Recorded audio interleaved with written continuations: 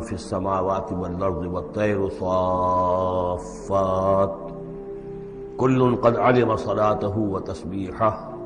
واللہ علیم بما یفعلون صدق اللہ العظیم۔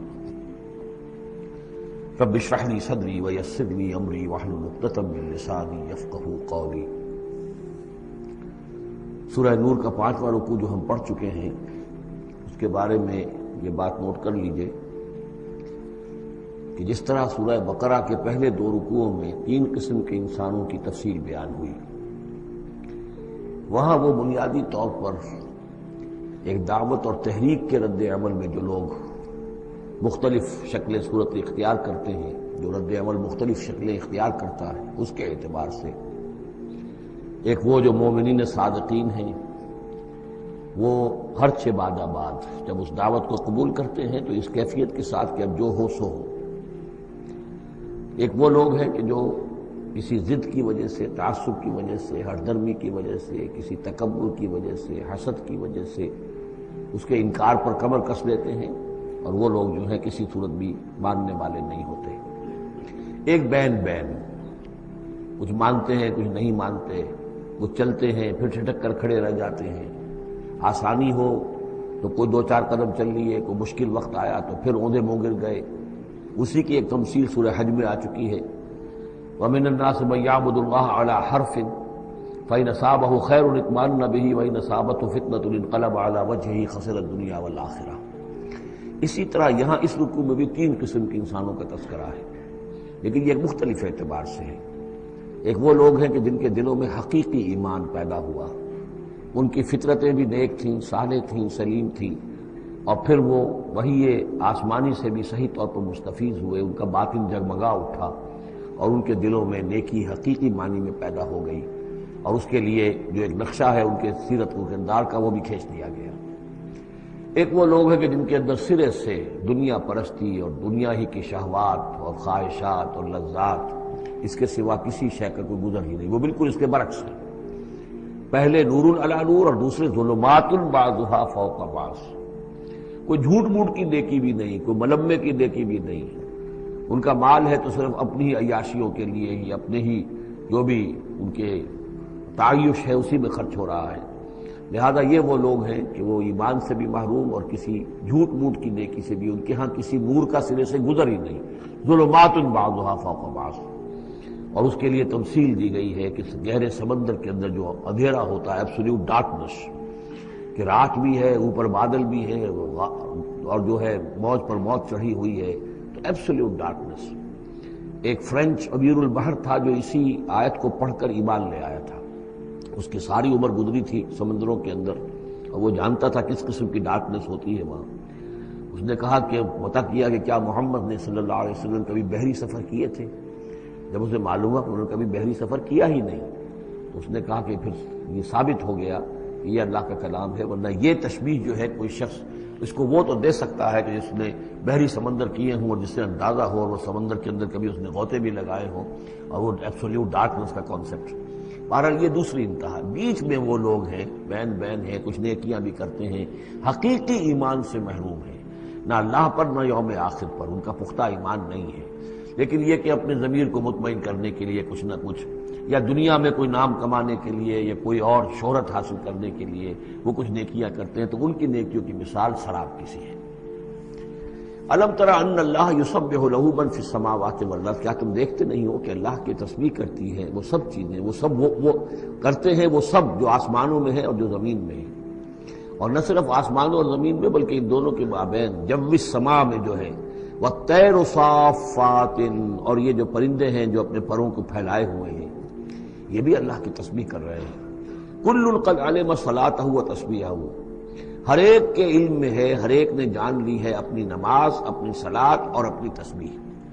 یہ وہی بات ہے جو سورہ بنی اسرائیل میں آ چکی ہے، وَإِن مِّن شَيْءٍ إِلَّا يُسَبِّحُ بِحَمْدِهِ وَلَٰكِن لَّا تَفْقَهُونَ تَسْبِيحَهُمْ، کوئی شے نہیں ہے اس کائنات میں جو اللہ کی تسبیح و تحمید نہ کر رہی ہو، لیکن تمہیں اس کا شعور نہیں ہو سکتا۔ واللہ علیم بما یفعلون، اور جو کچھ وہ کرتے ہیں اللہ کے علم میں ہے۔ وللہ ملک السماوات والارض، اور اللہ ہی کے لیے ہے آسمانوں اور زمین کی بادشاہی۔ وإلی اللہ المصیر، اور اللہ ہی کی طرف لوٹ جانا ہے۔ الم تری ان اللہ یسجی سحابا، کیا تم دیکھتے نہیں ہو کہ اللہ تعالیٰ ہانک کر لاتا ہے بادلوں کو؟ کہاں سے ہوائیں لے کر چل رہی ہیں بادلوں کو؟ کہیں تو بے آف بنگال سے وہ اٹھی ہیں مانسون کی ہوائیں اور کہاں تک پہنچ جاتی ہیں؟ پاکستان تک۔ ان اللہ یسجی سحابا ثم یؤلف بینہ، پھر ان بادلوں کو آپس میں جوڑ دیتا ہے، ثم یجعلہ رکاما، پھر ان کو تہ بر تہ کر دیتا ہے۔ اب یہ تہ بر تہ کا معاملہ جو ہے، دیکھیے ہوائی سفر جس نے کیا ہے اسے اس کا تجربہ ہوتا ہے۔ جب جہاز چڑھتا ہے تب بھی وہ جب بادلوں کے اندر سے گزرتا ہے تو صاف نظر آتا ہے ایک تہ، اس کے بعد پھر خلا ہے، پھر ایک اور تہ، پھر خلا ہے، پھر ایک اور تہ، اترتے ہوئے بھی اسی طریقے سے تہ بر تہ بادل۔ رکامن فتر الودق یخرج من خلالہ، تو تم دیکھتے ہو کہ بارش برستا ہے ان دونوں، ان کے بین سے، ان کے بیچ سے برستی ہے بارش، پانی برستا ہے۔ وَيُنَزِّلُ مِنَ السَّمَاءِ مِن جِبَالٍ فِيهَا مِن بَرَدٍ، اور اللہ تعالیٰ اتارتا ہے آسمان سے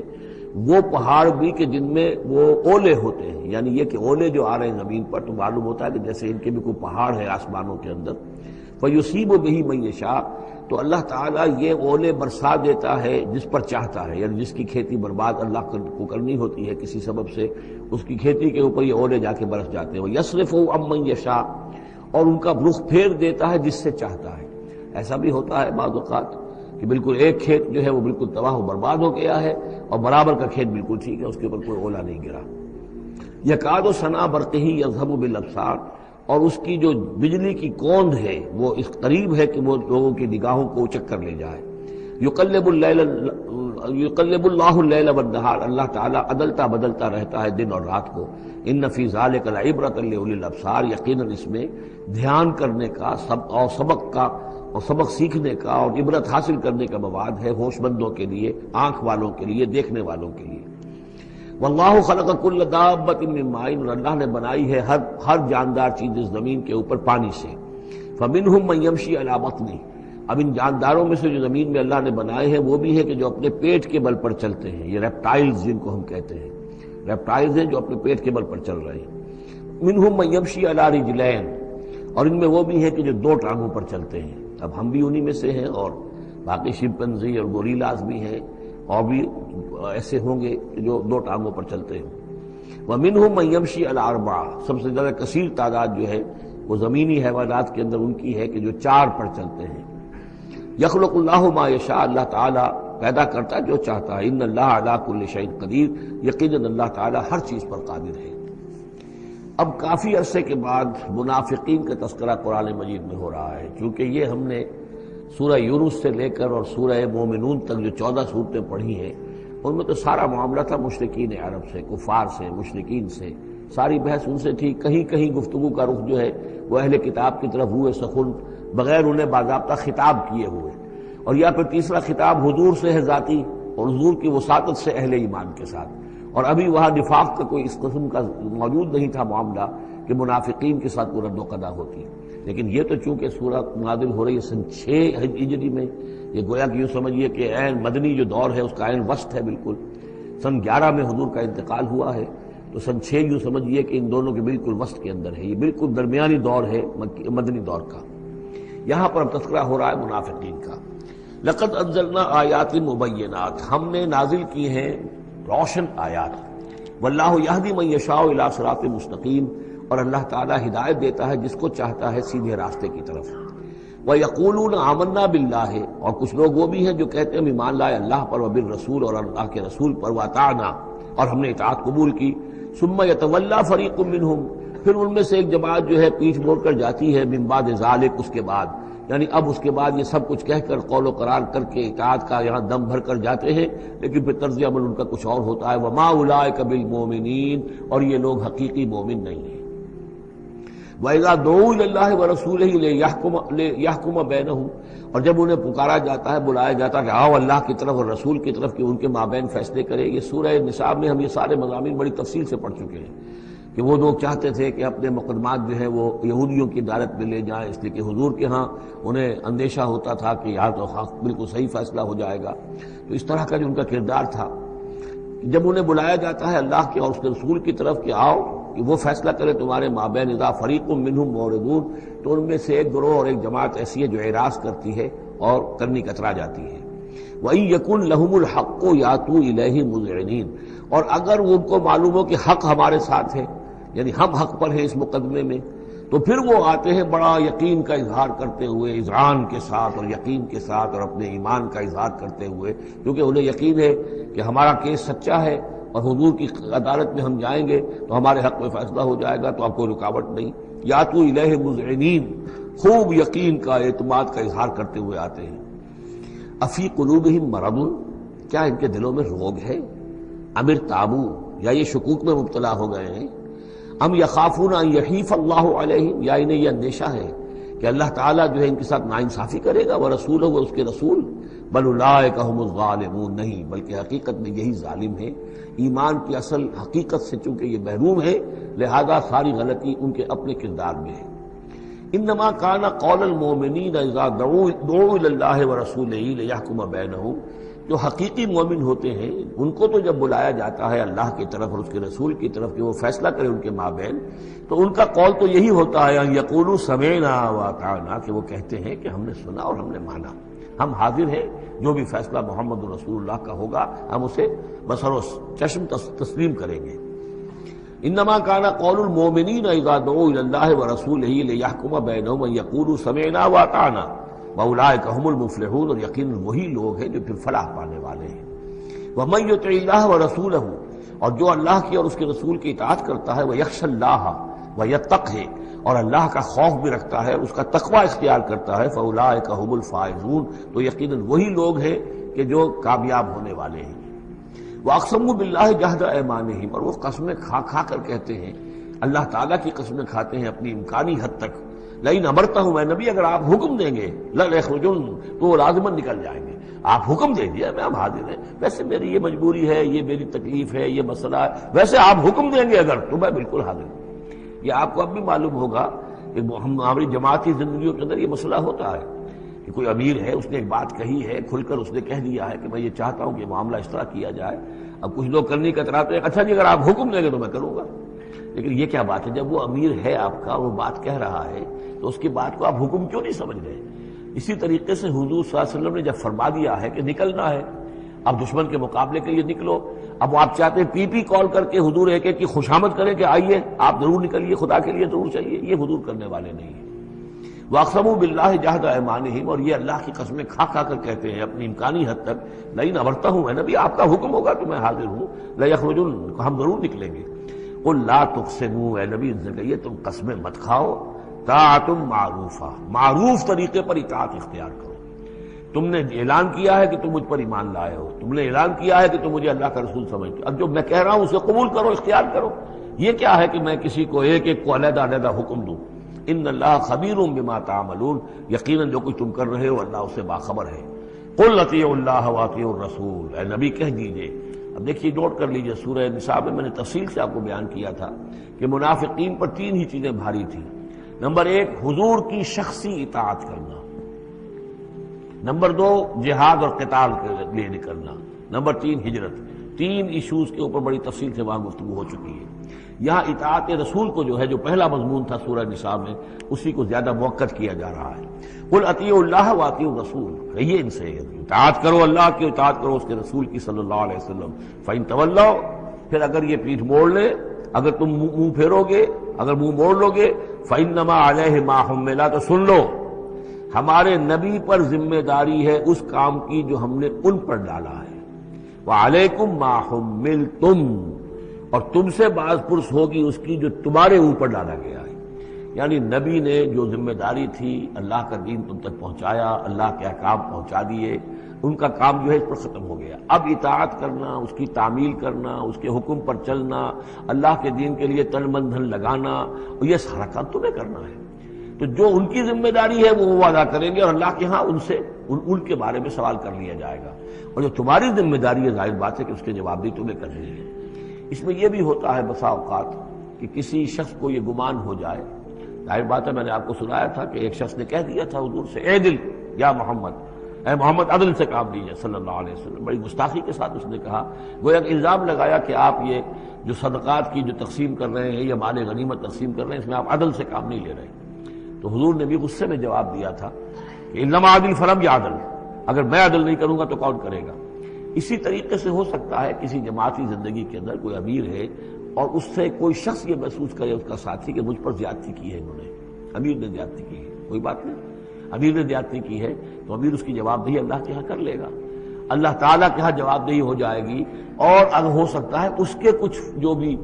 نیکیاں ہے وہ تمہارے حساب میں اللہ تعالیٰ درج کر دے، لینا دینا وہاں ہو جائے گا، ڈیبٹ کریڈٹ ہو جائے گا۔ لیکن اس کا مطلب یہ ہو کہ ناراض ہو کر بیٹھ رہا ہو کہ اب اپنی ذمہ داری ادا نہیں ہو رہی، تو پھر تو جواب دہی تمہاری ہو جائے گی اللہ کے ہاں، ایکسپلیشن کال تمہاری ہو جائے گی کہ ناراض ہو کر بیٹھ رہے ہیں کیونکہ انہوں نے میرے ساتھ یہ کیا ہے لہذا میں بس اب کام کچھ نہیں کروں گا۔ یہ تو گویا کہ ایک منفی طرز عمل ہے، تمہیں جواب دہی کرنی ہے اپنے فرائض کی، اپنی ذمہ داریوں کی۔ تو یہ جماعتی زندگی سے متعلق بعض بہت اہم ہیں جو مباحث اس سورہ مبارکہ میں آئے ہیں، اور ان میں سے بعض ہمارا جو منتخب نصاب نمبر 2 ہے جو اس سورہ مبارکہ کی آخری آیات ہیں وہ اس کے ایک درس کی حیثیت سے اس میں شامل ہیں۔ جو جماعتی زندگی جو ہے جب ایک جماعت بنانی پڑے گی،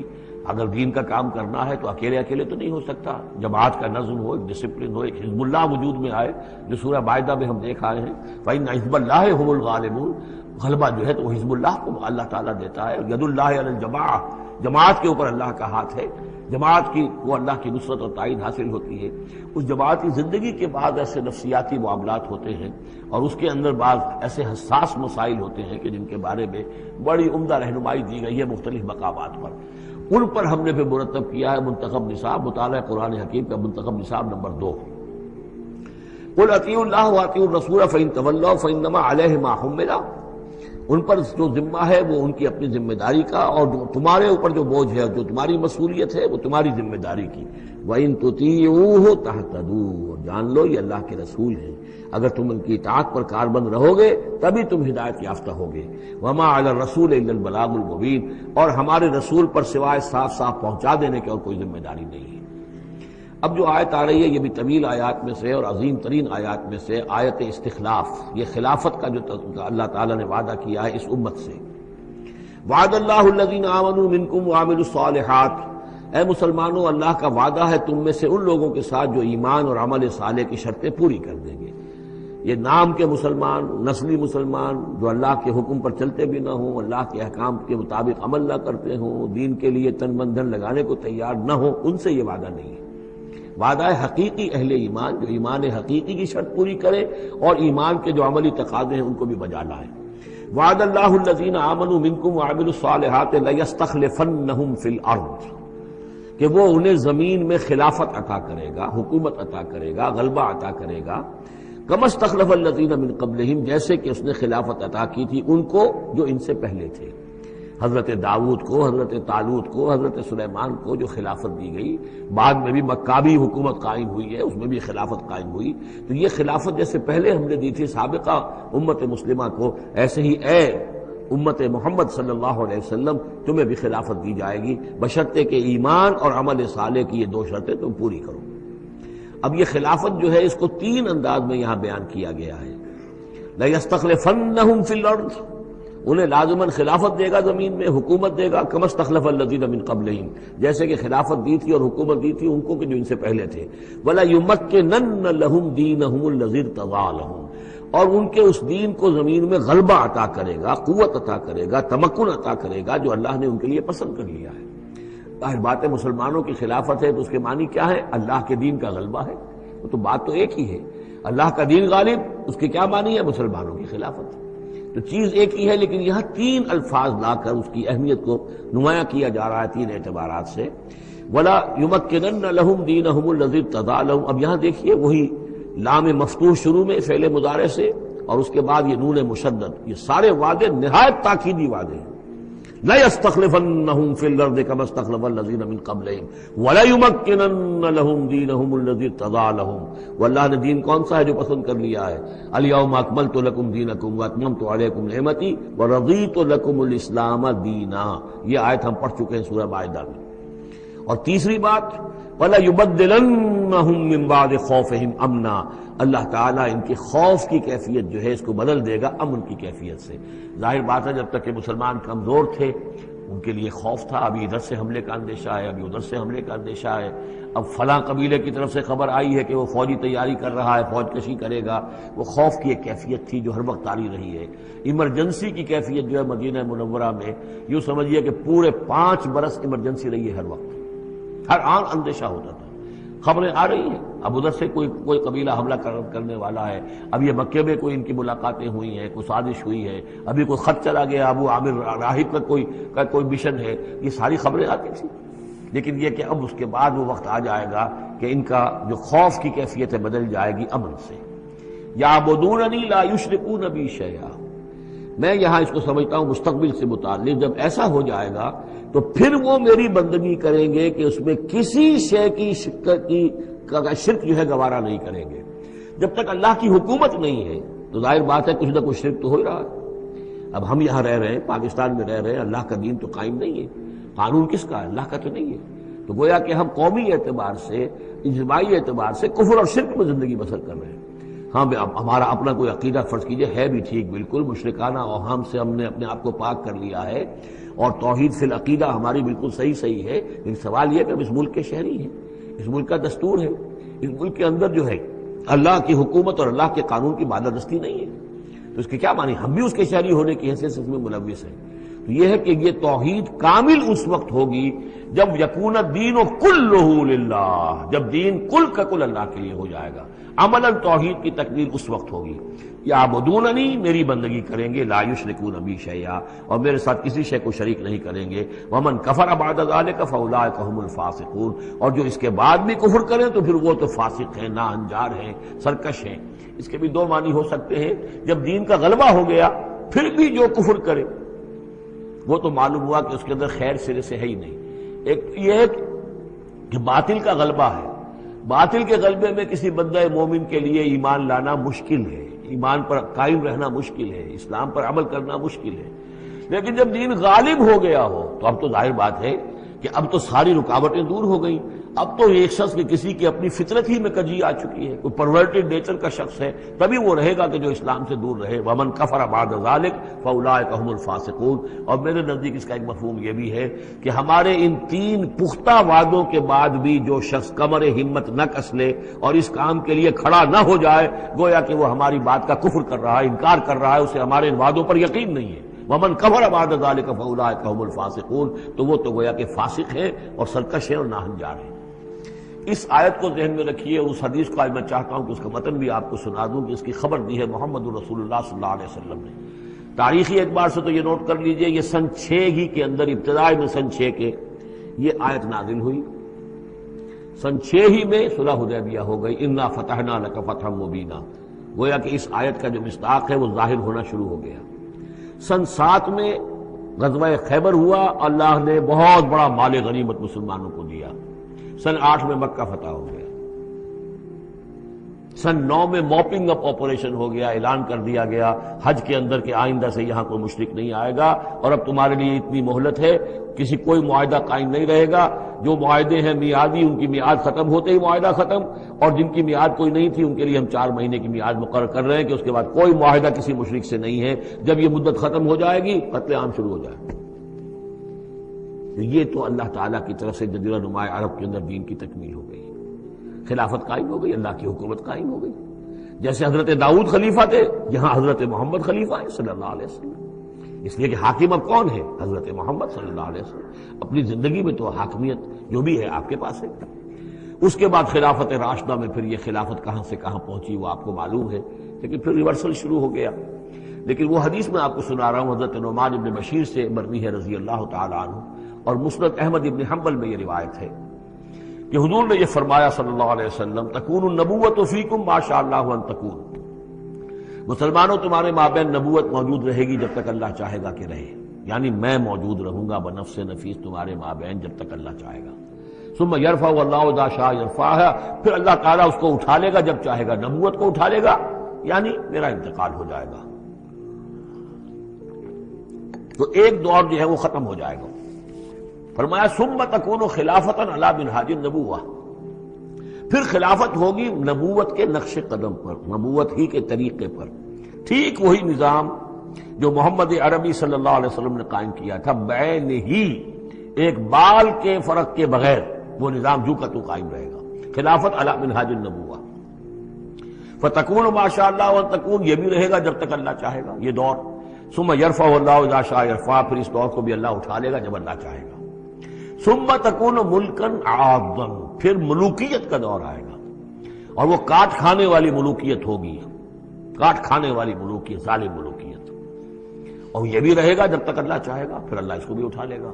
پھر چوتھا دور آئے گا ثم تکون ملکا جبریا، پھر غلامی کی ملوکیت ہوگی، یعنی یہ دور جو ہمارا گزرا ہے کولونیل دور، پہلے یہ کہ ملوک تھے، بادشاہ تھے، چاہے وہ بنو عباس میں تھے یا بنو امیہ میں سے تھے، یا یہ کہ ترک تھے، مسلمان تو تھے، کلمہ گو تو تھے، ان میں کوئی نہ اچھا بھی ہوتا تھا، بہت اچھے لوگ بھی تھے، برے لوگ بھی تھے، لیکن مسلمان تو تھے، کلمہ گو تو تھے۔ لیکن چوتھا دور آیا کہ کہیں ہم انگریزوں کے غلام ہو گئے، کہیں ہم ولندیزیوں کے غلام ہو گئے، کہیں ہم فرانسیسیوں کے غلام ہو گئے، کولونیل پاورز۔ تو ہماری تو ملکہ معظمہ جو ہے ملکہ وکٹوریہ تھی، 1857 سے تو ہم ان کی رعایا بن گئے تھے، اس سے پہلے تو جو بھی تھی بہرحال ایسٹ انڈیا کمپنی جو تھی، لیکن یہ کہ بعد میں تو ہم براہ راست تاج برطانیہ کے غلام تھے۔ یہ چوتھا دور ہے جو تقریباً یوں سمجھیے کہ ابھی نصف میں پہنچا ہے، اس اعتبار سے کہ اگرچہ براہ راست وہ جو حکومتوں کا جو ہے جو یہاں پر تھا، جو بساط بچھی ہوئی تھی، وہ لپیٹ دی گئی ہے، لیکن ابھی مالیاتی اعتبار سے ریموٹ کنٹرول سے وہی قوتیں ہیں کہ جو آج بھی کنٹرول کر رہی ہیں ہمیں، یہ ریموٹ کنٹرول ہے۔ ابھی یہ چوتھا دور ختم نہیں ہوا ہے، پہلے یہ براہ راست آکوپیشن اور اپنی حکومتیں، اپنی فوجیں لا کر، اب یہ ہے کہ اس کے بغیر بائی پراکسی، چاہے ہمارے ہی آدمی بیٹھے ہوئے ہیں، لیکن اصل میں سارا جو ہے یہ مالیاتی جو ہے استعمار ہے، ایک نیا عالمی استعمار ہے۔ لیکن یہ استعمار جو ہے اس طرح کا کولونیل رول نہیں ہے کہ انگریز موجود ہے، ان کی فوج موجود ہے، یا فرانسیسی فوج موجود ہے، یا اطالوی فوج موجود ہے، بلکہ یہ تو IMF اور ورلڈ بینک کا نظام ہے اس کے تحت، اور ملٹی نیشنل کمپنیوں کی۔ لیکن جو چوتھی جو خوشخبری کی بات ہے وہ یہ ہے کہ حضور نے فرمایا بالآخر یہ چوتھا دور بھی ختم ہو جائے گا، اور خوشخبری یہ ہے کہ ثم تکون خلافۃ علی منہاج النبوہ، پھر دور آئے گا خلافت علی منہاج النبوہ کا۔ ثم سکت رسول اللہ صلی اللہ علیہ وسلم، اس کے بعد حضور خاموش رہے، اس لیے کہ اس کے بعد پھر دنیا کے خاتمے کا معاملہ ہے۔ وہ خاتمے کے بارے میں عرض کر چکا ہوں، ایک طویل عرصے تک تو پوری دنیا میں وہ خلافت علی منہاج النبوہ رہے گی، گلوبل، اس لیے کہ حضور نے یہ بتا دیا ہے کہ اب جب یہ خلافت علی منہاج النبوت کا نظام آئے گا تو کل روئے ارضی پر ہوگا۔ مسلم شریف میں روایت ہے، یہ حضرت ثوبان حضور کے ایک آزاد شدہ غلام تھے، جیسے کہ حضرت زید ابن حارثہ بھی حضور کے غلام تھے، آپ نے آزاد کر دیا تھا، اسی طرح حضرت ثوبان بھی ہے، مولا، ان ثوبان مولا رسول اللہ صلی اللہ علیہ وسلم۔ اس میں روایت کیا ہے، حضور نے فرمایا ان اللہ زوالی الارض، اللہ نے میرے لیے ساری زمین کو لپیٹ دیا یا سکیڑ دیا، فرائے تو مشارقہا و مغاربہا، تو میں نے سارے مشرق دیکھ لیے زمین کے، سارے مغرب دیکھ لیے۔ وَإِنَّ أُمَّتِي سَيَبْلُغُ مُلْكُهَا مَا زُوِيَ لِي مِنْهَا، اور میری امت کی حکومت ان تمام علاقوں پر قائم ہو کر رہے گی جو اس طرح زمین کو سکیڑ کر یا لپیٹ کر مجھے دکھا دیے گئے۔ اور یہ روایت صحیح مسلم کی ہے۔ اسی طرح کی ایک اور حدیث ہے حضرت مقداد بن الاسود سے رضی اللہ تعالی عنہ کہ اس روئے ارضی پر کوئی گھر اور کوئی خیمہ نہیں بچے گا، یعنی سیٹلڈ جو علاقے ہیں جہاں گھر ہیں، شہر ہیں، گھر بنے ہوئے ہیں، مکان بنے ہوئے ہیں، یا نومیڈک ٹرائبز جہاں بھی ہیں کہ وہ اپنے خیمے لے کے ادھر سے ادھر جاتے رہتے ہیں، نہ کوئی گھر بچے گا، نہ خیمہ جس میں اللہ کا دین داخل نہ ہو جائے۔ بعز عزیز اور ذل ذلیل، یا تو یہ کہ گھر اور خیمے والا اسلام قبول کرے گا، اسلام اس کے گھر میں داخل ہوگا، اس کا بھی اعزاز ہوگا، اور یا وہ گھر والا اسلام قبول نہیں کرے گا لیکن اسلام کی بالادستی جو ہے تسلیم کرنی پڑے گی۔ یؤتوا الجزیۃ عن ید وہم صاغرون، یہ جو ہم پڑھ آئے ہیں سورہ توبہ کے اندر، تو گویا کہ اس کے گھر میں بھی اسلام تو آ گیا لیکن وہ بدبخت جو ہے اسلام کی نعمت سے اور اس کے اعزاز سے محروم رہا۔ یہ ہے وہ خبر کہ جو ہے صحیح احادیث ہیں، اور یہ منطقی طور پر بھی سمجھ لیجئے کہ قرآن مجید میں یہ بات واضح کر دی گئی کہ حضور کو بھیجا گیا غلبہ دین کے لیے، 3 دفعہ فرمایا، سورہ توبہ میں ہم پڑھ چکے ہیں، 2 مرتبہ آگے اور آنا ہے، هو الذی ارسل رسولہ بالہدی ودین الحق لیظہرہ علی الدین کلہ، اور 5 مرتبہ فرمایا کہ حضور کو بھیجا گیا پوری نوع انسانی کے لیے۔ اس کی سب سے نمایاں اور سب سے جو لوگوں کے اندر عام طور پر معروف آیت ہے وہ یہ ہے وَمَا أَرْسَلْنَاكَ إِلَّا كَافَّةً لِلنَّاسِ بَشِيرًا وَنَذِيرًا، ویسے ہم پڑھ آئے سورہ انبیاء میں وَمَا أَرْسَلْنَاكَ إِلَّا رَحْمَةً لِلْعَالَمِينَ، اس کا بھی مفہوم یہی ہے۔ تمام جہان والوں کے لیے ہم نے بھیجا ہے آپ کو رحمت بنا کر، اور ہم نے نہیں بھیجا ہے محمد آپ کو مگر پوری دنیا کے لیے، پوری نوع انسانی کے لیے بشیر اور نذیر بنا کر۔ ان دونوں کو جوڑیں تو اس کا منطقی نتیجہ بھی یہ ہے کہ حضور کی بعثت کا مقصد مکمل ہوگا ہی اس وقت جبکہ کل عالم انسانیت پر دین حق غالب ہو جائے، اور یہ ہو کر لینا ہے۔ وَمَنْ كَفَرَ بَعْدَ ذَلِكَ فَأُولَٰئِكَ هُمُ الْفَاسِقُونَ وَأَقِیمُوا الصَّلَاةَ وَآتُوا الزَّکَاةَ، اور نماز قائم کرو اور زکوٰۃ ادا کرو۔ وَأَطِیعُوا الرَّسُولَ لَعَلَّکُمْ تُرْحَمُونَ، رسول کی اطاعت کرو تاکہ تم پر رحم کیا جائے۔ چونکہ روح سخن منافقین کی طرف ہے، اور میں نے آپ کو بتایا تھا ان پر جو شاخ گزر رہی تھی وہ در حقیقت رسول کی اطاعت تھی۔ بار بار کہتے تھے، یہ اپنے جی سے بات کہہ دیتے ہیں، آیت تو ابھی اتری نہیں، ابھی کوئی آیت تو آئی نہیں، قرآن میں تو ابھی یہ حکم آیا نہیں۔ یہ معاملہ جو ہے ان کو شاخ گزر رہا تھا حضور کی اطاعت۔ وَأَقِیمُوا الصَّلَاةَ وَآتُوا الزَّکَاةَ، اور نماز قائم کرو اور زکوٰۃ ادا کرو۔ وَأَطِیعُوا الرَّسُولَ لَعَلَّکُمْ تُرْحَمُونَ، اور اللہ رسول کی اطاعت کرو تاکہ تم پر رحم کیا جائے۔ لَا تَحْسَبَنَّ الَّذِينَ كَفَرُوا مُعْجِزِينَ فِي الْأَرْضِ، یہ کافر یہ نہ سمجھیں کہ وہ اللہ کو تھکا دیں گے یا ہرا دیں گے اس زمین میں۔ وَمَأْوَاهُمُ النَّارُ، ان کا ٹھکانہ آگ ہے، وَلَبِئْسَ الْمَصِيرُ، اور بہت برا ٹھکانہ ہے۔ یا ایھا الذین آمنوا لیستأذنکم الذین ملکت ایمانکم، اب وہی جو سماجی احکام کچھ دیے گئے تھے کہ اذن لیے بغیر تم داخل نہ ہو گھر میں، اور اس طرح کے آداب جو ہیں معاشرتی، ان کے ضمن میں مزید احکام آ رہے ہیں۔ یہ سورہ مبارکہ کی ترتیب یہ ہے، یوں سمجھیے کہ جیسے کوئی انگوٹھی ہو اور بڑا سا ہیرا جو ہے لگا ہوا، دونوں طرف جو ہے وہ اس کا پتلے سائڈ سے، یہ ہار ہے، اور اس کے نیچے جو ہے درمیان میں کوئی بڑا ہیرا ہے، دوسری طرف موتی ہے۔ اس کے بالکل وسط میں 5واں رکوع ہے، یہ اللہ نور السماوات والارض مثل نورہ کمشکاۃ فیہا مصباح، اور آیت نمبر 35 وہ عظیم کوہ نور ہیرے کی مانند ہے۔ پھر دونوں طرف جو ہے یہ مضامین ہیں، کچھ ادھر ہیں سماجی احکام، کچھ ادھر ہیں سماجی احکام، اور اس طریقے سے یہ ایک عظیم بہت خوبصورت ہار کی شکل بن گئی ہے۔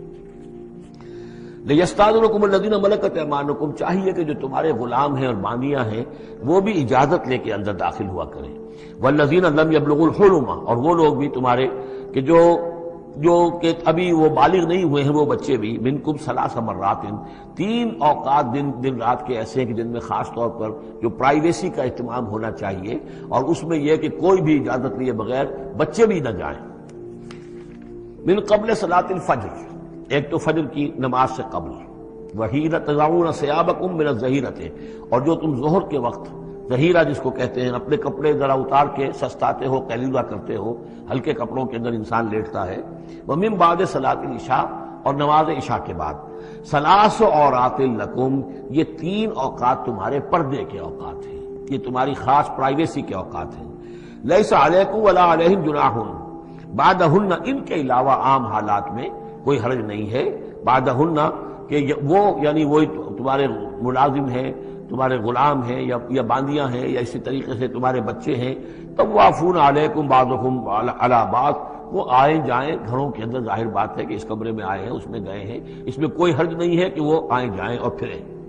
کذالک یبین اللہ لکم الآیات، اسی طرح اللہ تعالیٰ تمہارے لیے اپنی آیات واضح کر رہا ہے، واللہ علیم الحکیم، اور اللہ تعالیٰ علیم اور حکیم ہے۔ وَإِذَا بَلَغَ الْأَطْفَالُ مِنْكُمُ الْحُلُمَ،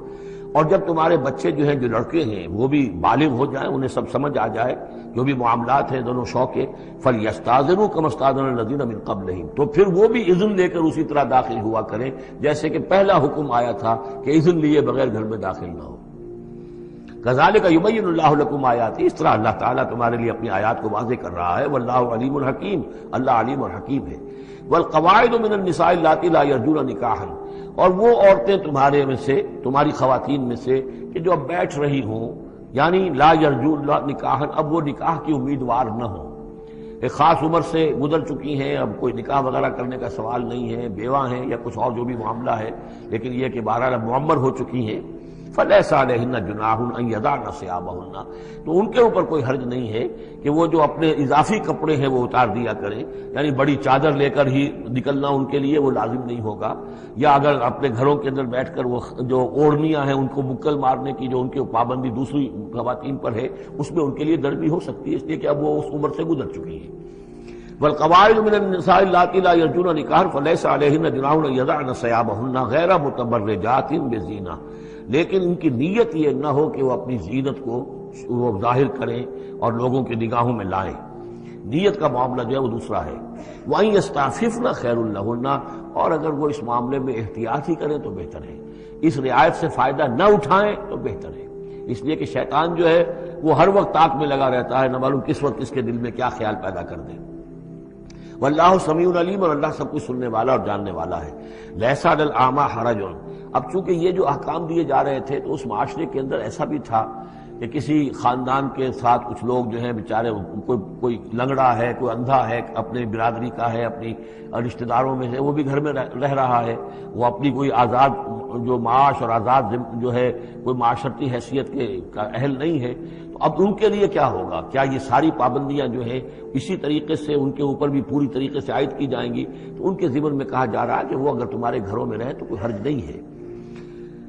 لیس علی الاعمی حرج، کوئی کسی اندھے کے اوپر کوئی حرج نہیں ہے، کوئی تکلیف نہیں ہے. ولا علی الاعرج حرج، اور نہ ہی کسی لنگڑے پر. ولا علی المریض، اور نہ بیمار پر حرج. ولا علی انفسکم، نہ تمہارے اوپر کوئی اس میں کوئی تنگی ہے. ان تاکلوا من بیوتکم و بیوت آبائکم، کہ تم کھانا کھایا کرو اپنے گھروں سے، اپنے باپوں کے گھروں سے، اور بیوت امہاتکم، یا اپنی ماؤں کے گھروں سے، اور بیوت اخوانکم، اپنے بھائیوں کے گھروں سے، اور بیوت اخواتکم، یا اپنی بہنوں کے گھروں سے، اور بیوت اعمامکم، یا اپنے چچاؤں کے گھروں سے، اور بیوت عماتکم، یا اپنی پھوپھیوں کے گھروں سے، اور بیوت اخوالکم، یا اپنے ماموں کے گھروں سے، اور بیوت خالاتکم، یا اپنی خالاؤں کے گھروں سے، او ما ملکت مفاتحہ، یا یہ کہ جس کی کنجیاں تمہارے ہاتھ میں ہے، کارخانہ ہے، اس کے مالک ہی تم ہو، وہاں جاؤ اور وہاں پر جا کر تم کھانا پینا ہو تو کھاؤ. اور صدیقکم، یا تمہارے اپنے دوست ہیں اس کے گھر سے. لیس علیکم جناح ان تاکلوا، کوئی حرج نہیں ہے تم پر اس میں ان تاکلوا جمیعا، کہ سب مل کر کھاؤ، او اشتاتا، یا علیحدہ علیحدہ کھاؤ. اس کو خامخواہ بعض لوگوں نے عورتوں اور مردوں کے اوپر وہ جو ہے اس کا انطباق کر دیا ہے کہ چاہیں تو عورت اور مرد مل کر کھائیں اور چاہیں تو وہ علیحدہ علیحدہ کھائیں. یہاں مراد یہ ہے کہ بسا اوقات ایسے مواقع پر انتظار میں بڑی دقت ہوتی ہے. جیسے آج کل آپ کو معلوم ہے کہ ولیمہ ہے اور ٹائم دے رکھا ہے 9 بجے کا اور 12 بج رہے ہیں رات کے، لڑکی والے تو آئے نہیں، اس لیے ولیمہ ہو نہیں سکتا، بیٹھے ہوئے لوگ سوکھ رہے ہیں. کیا ضرورت ہے؟ جو آئے ہیں وہ کھائیں اور جائیں. لہذا یہ نہیں ہے کہ سب کے سب جمع ہو کر ہی اور ایک ہی جمعیت ہو تبھی وہ کھائیں، بلکہ یہ کہ اپنی ضرورت کے تحت جیسے بھی ہو، اگر سب مل جل کر بیٹھ کر کھائیں تب بھی کوئی حرج نہیں، اور اگر علیحدہ علیحدہ گروپس کے اندر یہ کھا لیا جائے تب بھی کوئی حرج نہیں. یہ مجلسی احکام جو دیے جا رہے ہیں، اس سے مراد یہ نہیں ہے کہ سطر اور حجاب کے احکام بھی یہاں پہ ٹوٹ جائیں گے، اور یہاں پر جو ہے گھریلو جو ہے اگر پارٹیز کوئی تھرو کی گئی ہیں تو اس میں کوئی پردے وردے کی حاجت نہیں ہے، اس میں مرد اور عورتیں جو ہیں وہ مخلوط طور پر شریک ہو جائیں، معاذ اللہ، یہ مراد نہیں. فَإِذَا دَخَلْتُمْ بُيُوتًا فَسَلِّمُوا عَلَىٰ أَنفُسِكُمْ، پھر جب تم گھروں میں داخل ہو تو اپنے آپ پر سلام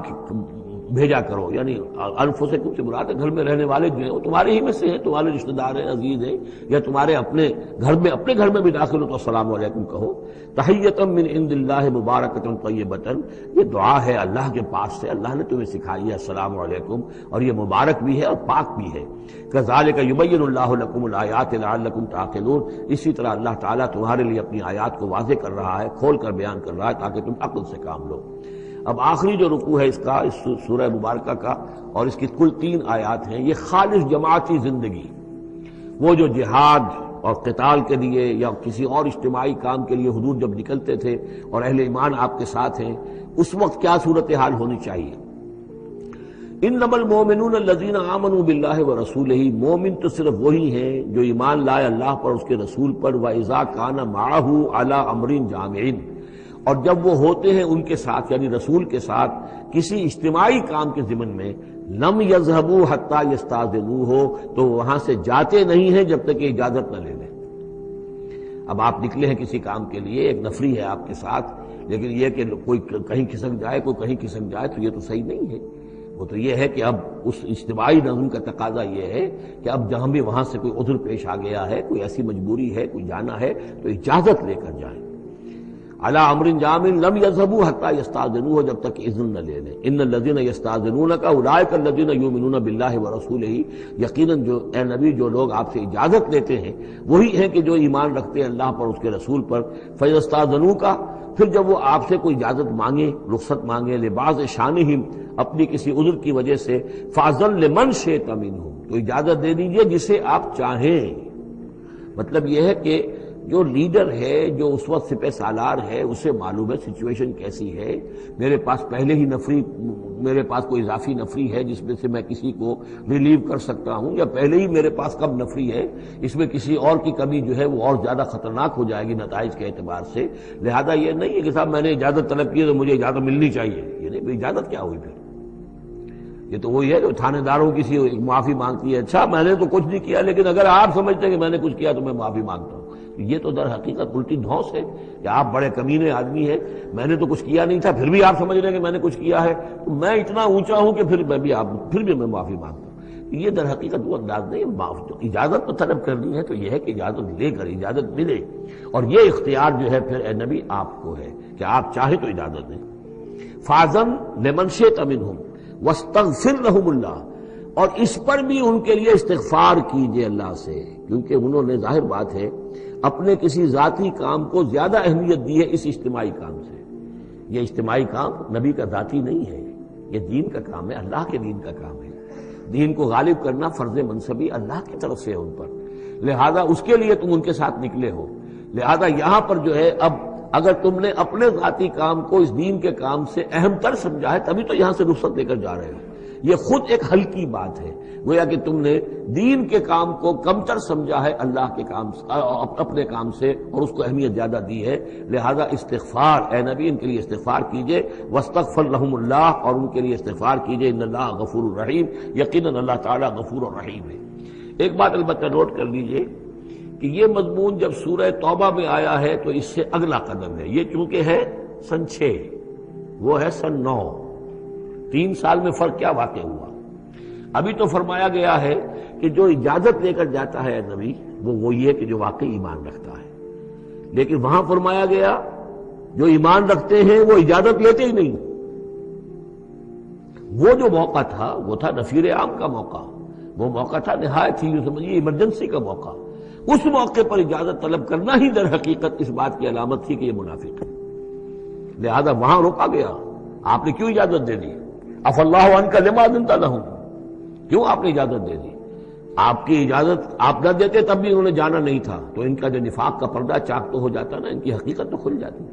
تو یہ وقت کے حوالے سے ہے، اور اس کو درجہ بندی بھی کہہ سکتے ہیں۔ ایک وہ لوگ ہیں جو اس دین کے کام کے لیے اس درجے ہمتن اپنے آپ کو پیش کر چکے ہیں کہ دنیا کے کسی بھی کام کو اس سے اہم تر نہیں سمجھتے، وہ کیسے اجازت طلب کریں گے؟ اس سے نچلا درجہ ہے کہ وہ لوگ ہیں جو دین کے اس کام میں لگے ہوئے ہیں، لیکن کم سے کم نظم کی اتنی پابندی تو کرتے ہیں کہ اگر کہیں انہیں ضرورت پیش آ گئی جانا ہے تو اجازت لے کر جائیں۔ اس سے نیچے وہ لوگ ہیں جو اجازت کے بغیر ہی کھسک گئے تو معلوم ہے ان کا تو سرے سے اس کام سے سرے سے کوئی تعلق ہے ہی نہیں۔ تو درجہ بندی ہے، سیڑھیاں ہیں، اوپر کی سیڑھی کے اعتبار سے درمیانی سیڑھی نیچے ہے، لیکن نیچے والی سیڑھی کے اعتبار سے درمیانی اونچی ہے۔ تو یہ ریلیٹیو معاملہ جو ہے رہے گا کہ ایک وہ لوگ ہیں جو سرے سے اس کا بھی خیال نہیں کرتے کہ اجازت لیں، اجتماع ہے، کوئی اس کی معذرت بھی نہیں کی ہے، نہ بعد میں کی ہے، نہ پہلے کہا ہے کہ میں نہیں آ سکتا، معلوم ہوا کہ انہیں کوئی سرے سے احساس ہی نہیں ہے کہ ہم کسی نظم کے پابند ہیں اور ہماری کوئی ذمہ داری ہے۔ اس سے بہتر کم سے کم وہ لوگ ہیں کہ جو اپنا عذر پیش کر دیتے ہیں، اجازت لے لیتے ہیں۔ لیکن اس سے بھی بہتر اونچا درجہ ہے کہ دنیا کے کسی بھی کام کو دین کے اس کام سے اہم تر مت سمجھو، اللہ تعالیٰ تمہارے کام سنوارے گا، اللہ تعالیٰ تمہاری ذمہ داری قبول کر لے گا، تم اللہ کے کام کے لیے نکلو۔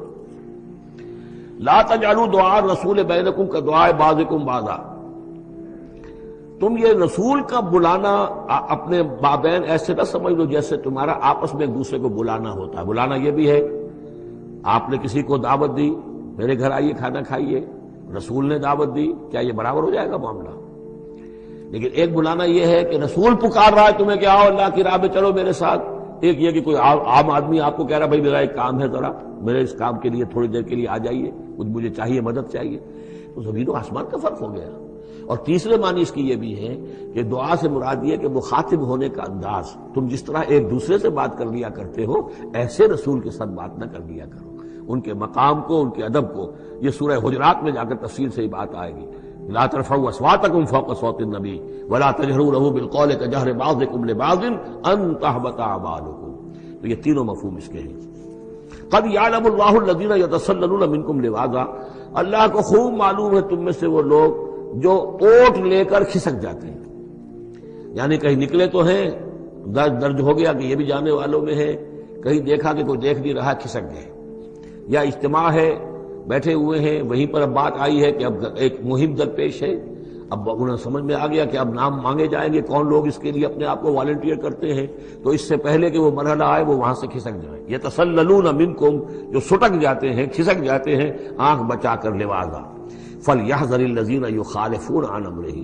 تو انہیں ڈرنا چاہیے کہ جو رسول کے معاملے میں رسول کے بات کی مخالفت کرتے ہیں، ان تصیبہم فتنۃ، کہ ان پر کوئی عذاب اللہ کی طرف سے آ جائے، کوئی پکڑ آ جائے، کوئی بہت بڑی آزمائش آ جائے، اور یصیبہم عذاب علیم، یا ان کے اوپر کوئی بہت بڑا دردناک عذاب آ جائے۔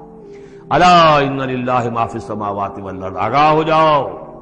یقیناً اللہ ہی کے لیے ہے جو بھی کچھ ہے تمام آسمانوں میں اور جو بھی کچھ ہے زمین میں۔ قد یعلم ما انتم علیہ، اللہ خوب جانتا ہے کہ تم کس مقام پر کھڑے ہو، تمہاری حیثیت کیا ہے، حقیقت کیا ہے، ایمان کتنا ہے، کتنے پانی میں ہو، تمہارے اعمال کیسے ہیں، ما انتم علیہ، جس حال میں تم ہو اللہ خوب جانتا ہے۔ ویوم یرجعون الیہ، اور جس دن کے وہ لوٹائے جائیں گے اللہ کی طرف، فینبئہم بما عملوا، تو اللہ تعالیٰ ان کو جتلا دے گا جو کچھ کے عمل انہوں نے کیے ہوں گے۔ واللہ بکل شیء علیم، اور اللہ ہر چیز کا علم رکھنے والا ہے۔ یہاں تیسرا گروپ جو ہے مکی اور مدنی صورتوں کا وہ ختم ہو گیا۔ مکی صورتیں 14، مدنی صرف ایک، سورہ نور۔